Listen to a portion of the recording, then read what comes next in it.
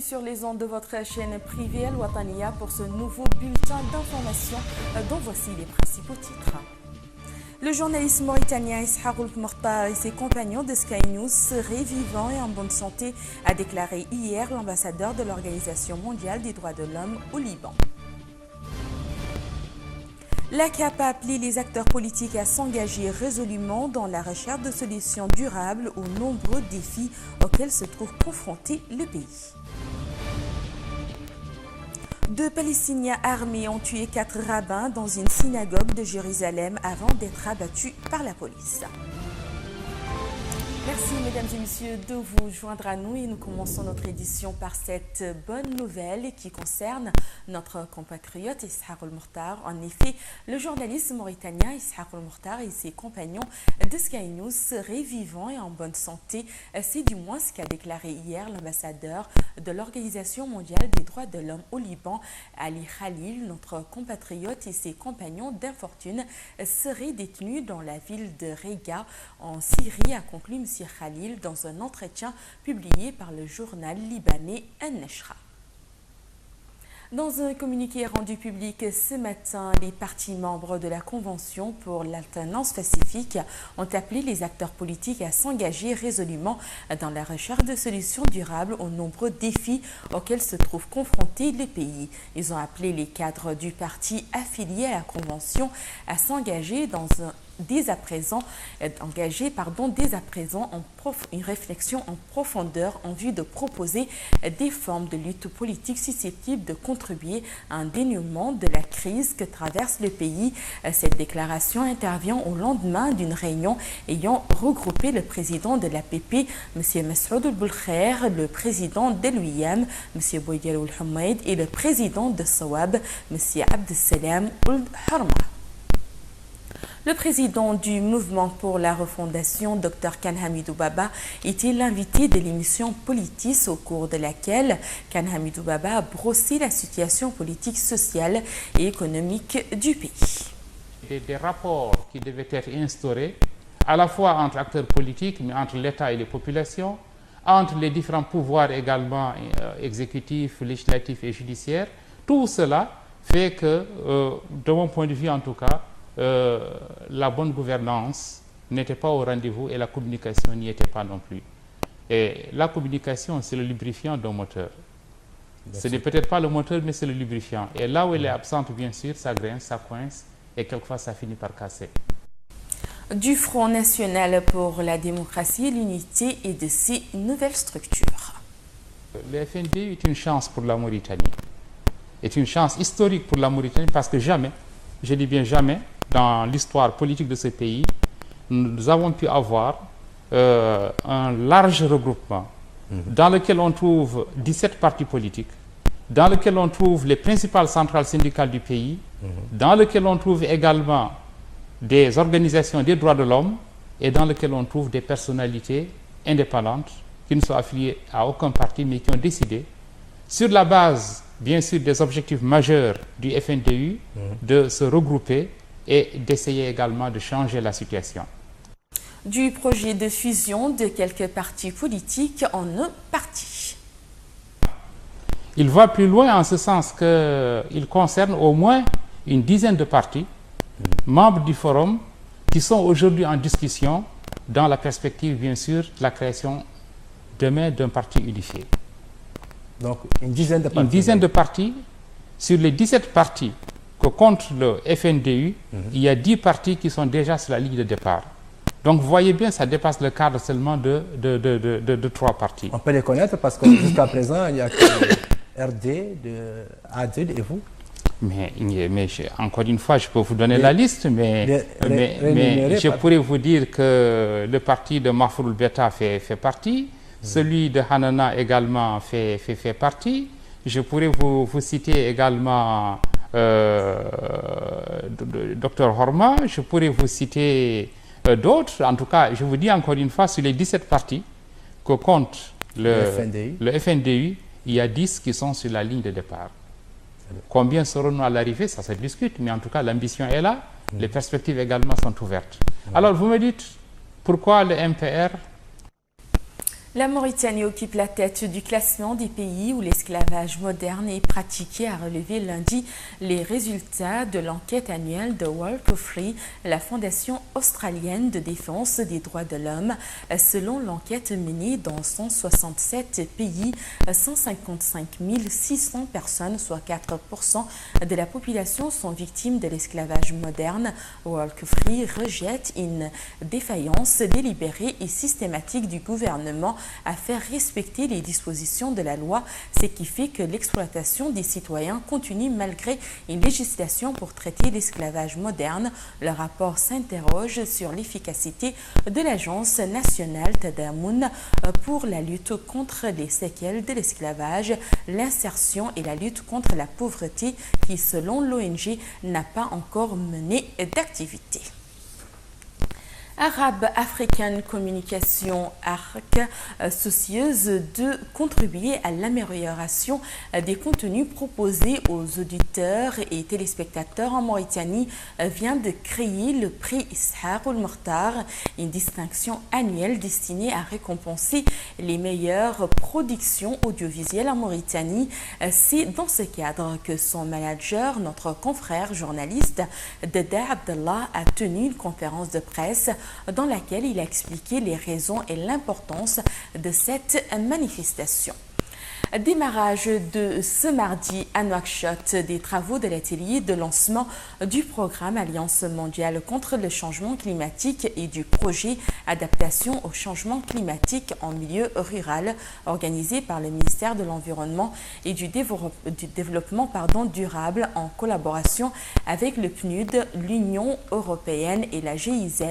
Le programme AMCC regroupe 38 pays d'Afrique, d'Asie et des Caraïbes et s'inscrit dans le cadre de la mise en place de l'initiative de l'Union européenne, Alliance contre le changement climatique. Le représentant du PNUD à l'atelier, M. José Lévy, a souligné dans son intervention que ce programme est mis en place à travers deux conventions, l'une entre l'Union européenne et le PNUD et l'autre entre l'Union européenne et la GIZ, faisant remarquer que sa mise en œuvre impliquera plusieurs acteurs, dont les administrations territoriales et les organisations de la société civile.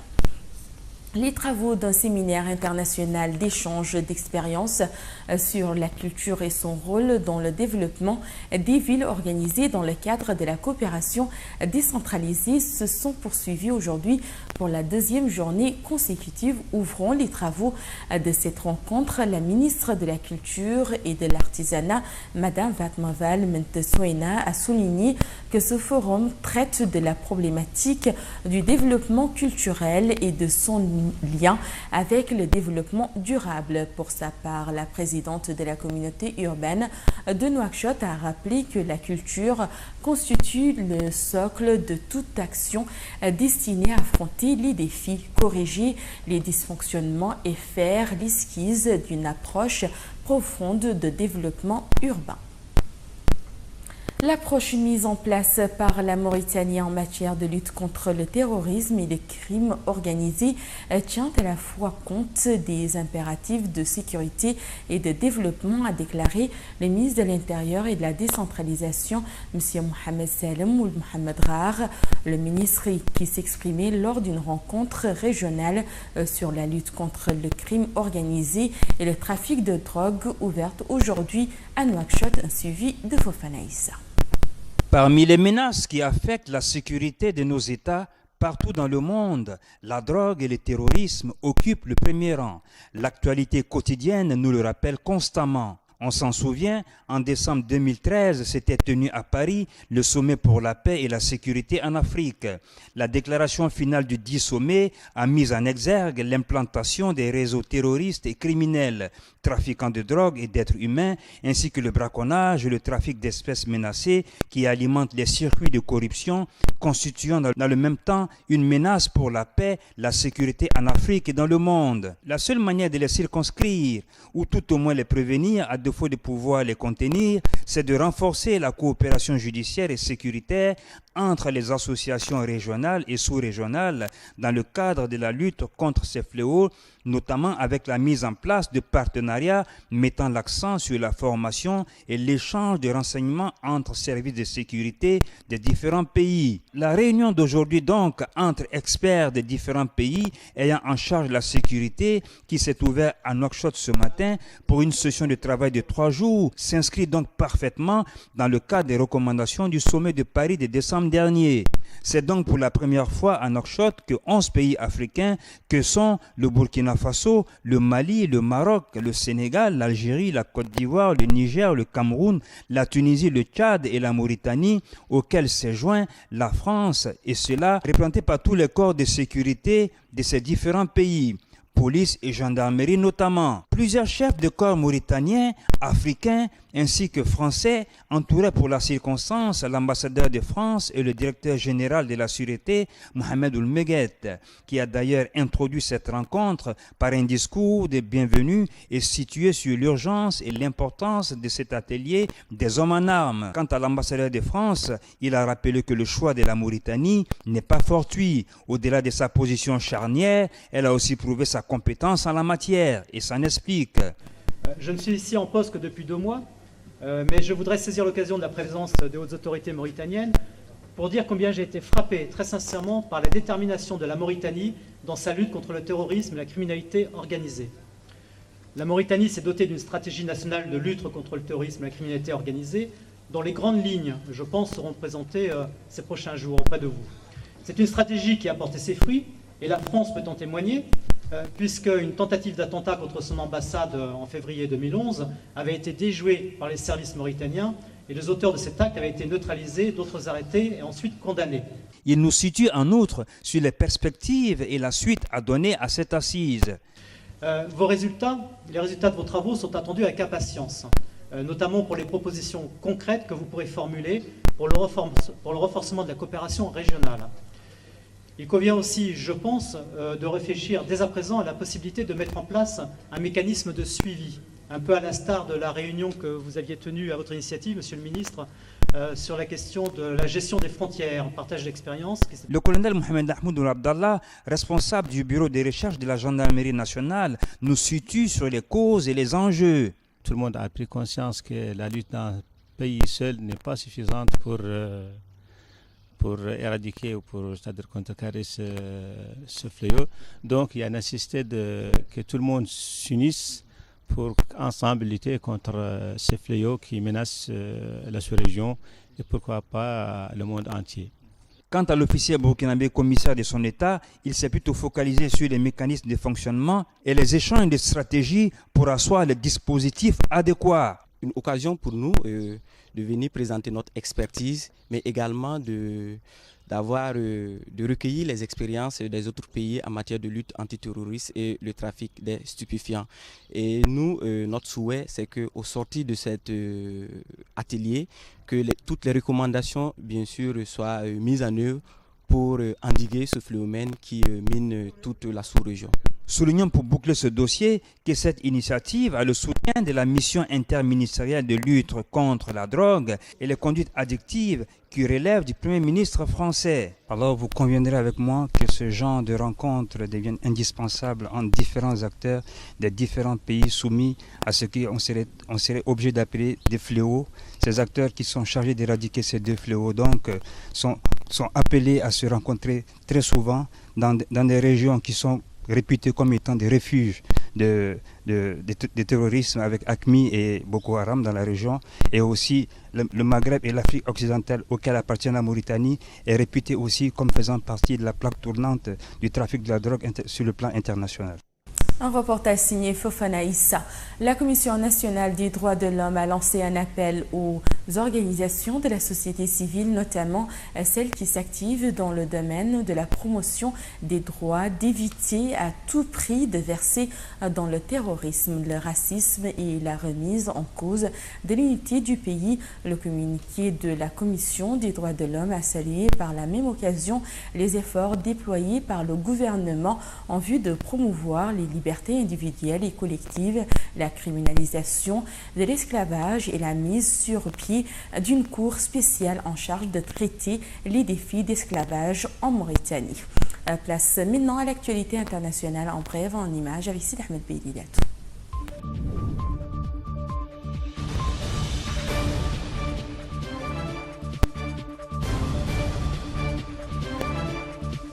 Deux Palestiniens armés d'un pistolet et d'un hachoir ont tué 4 personnes mardi dans une synagogue de Jérusalem avant d'être abattus par la police au cours de l'incident le plus meurtrier survenu depuis 6 ans dans la ville sainte. Le Premier ministre Benjamin Netanyahu a promis de réagir d'une main de fer et a accusé Mahmoud Abbas de se livrer à une incitation à la violence dans un contexte de tension sur l'accès à l'esplanade des mosquées, 3e lieu saint de l'islam à Jérusalem-Est.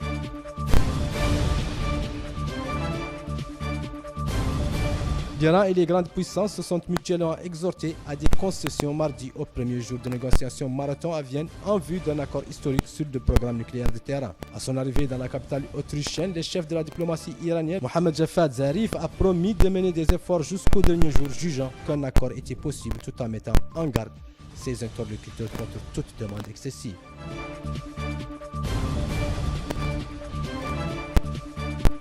Notre silence est le plus grand cadeau offert aux djihadistes du groupe État islamique. La reine Rania de Jordanie a lancé mardi un vibrant appel au monde arabe pour qu'il ne laisse pas le champ libre dans l'expression aux extrémistes qui projettent une image répugnante du Moyen-Orient et de l'islam.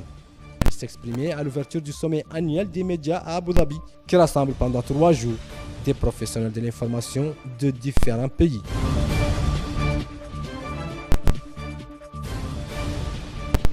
L'armée allemande laissera un détachement de 850 hommes en Afghanistan l'année prochaine pour contribuer à la formation des troupes locales, a fait savoir le ministre de la Défense. La Bundeswehr, dont le contingent en Afghanistan compte 3200 militaires, tablait jusqu'ici sur le maintien de 600 à 800 d'entre eux après le retrait des unités combattantes étrangères qui doit s'achever fin décembre.